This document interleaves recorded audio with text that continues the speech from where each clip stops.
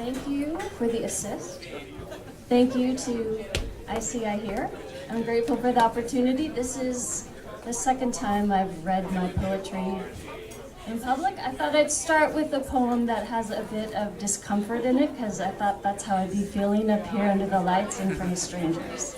It's called The Family in the Back Pew. Two sisters, all blonde, black velvet, and sparkles amongst the church poinsettias. The enchanted mother pulls out her phone and captures earlier versions of herself. Should I tattle when the youngest, lying on her back beneath the pew, begins to draw on its underside? I do not, remembering once doing the same myself as a child. Should I tell on the father, moving his hand up and down over the ruffled skirt of the eldest, standing on the pew beside him?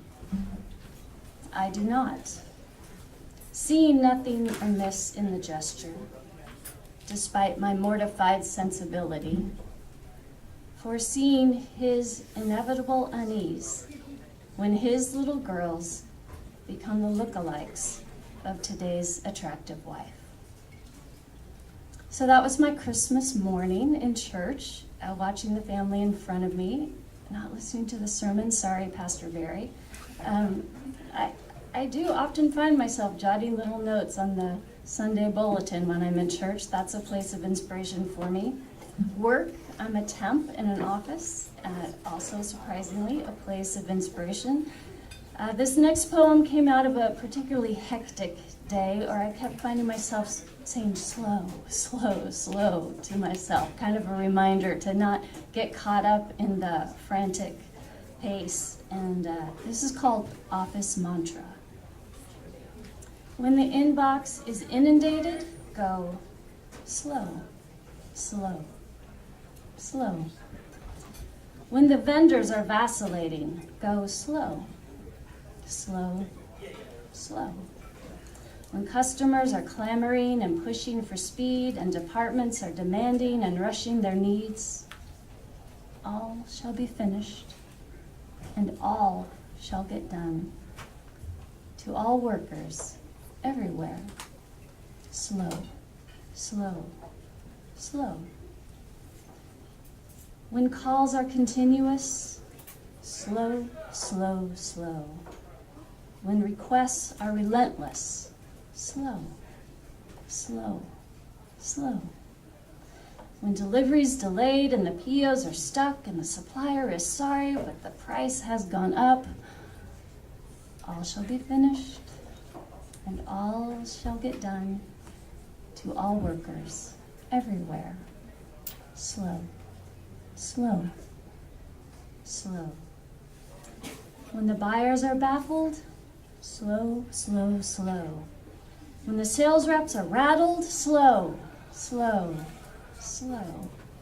When the payments aren't prompt and the freighter is frazzled and the order gets shipped even though it was canceled, all shall be finished and all shall get done. To all workers everywhere, slow, slow, slow. Another place of inspiration for me is the recycling center. I like the diversity that I encounter there. I like to people watch. This poem is called Redemption. His angular path through the parking lot triggered an oddball alert. Struggling to feed cans into yet another machine, I watched as he reached inside the one that had jammed on me. My uncooperative can popped out. My nickel's worth of aluminum was now in his possession. I asked him to share his can-freeing technique, subtly informing him of my prior claim.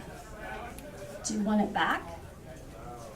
Absolutely, but I wouldn't admit it.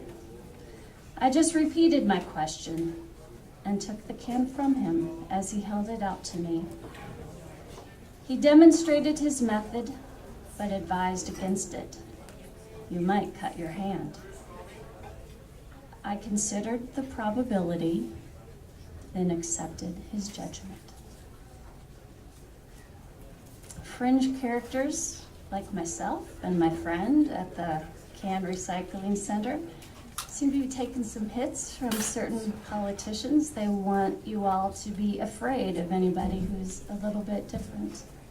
And I resist that. I love the diversity of Iowa City. I celebrate it. I know that people were hurting after the election results were announced. My impulse was to be kind. That was how I was trying to cope, by being super nice, because I'm a Midwesterner. And the Friday after the election, I had a chance to play the Good Samaritan. This poem's called Post-Election Hyper-Helpfulness. His car wouldn't start. I offered him my battery, the one I bought 2 years ago to replace the one my father-in-law put in after a Syracuse winter did in the one factory installed. His hood wouldn't open. I offered him my toolbox, the one my dad gave me, with the blue handled tools and the blue plastic case with "Do It Herself" stamped on the cover. His flashlight went out. I offered him my pin light, the one from the Air Force chaplain, handed out at the Pastor Appreciation Luncheon in thanks for our ministry to the Air Base personnel. His know-how failed him. I offered him my laptop, the one my mother donated to the church when she no longer needed it, which was later delivered to me as a no hard feelings parting gift. His persistence dwindled. I offered him a cup of hot tea.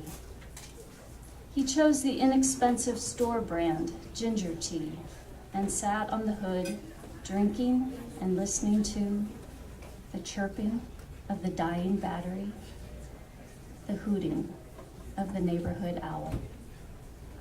Thank you.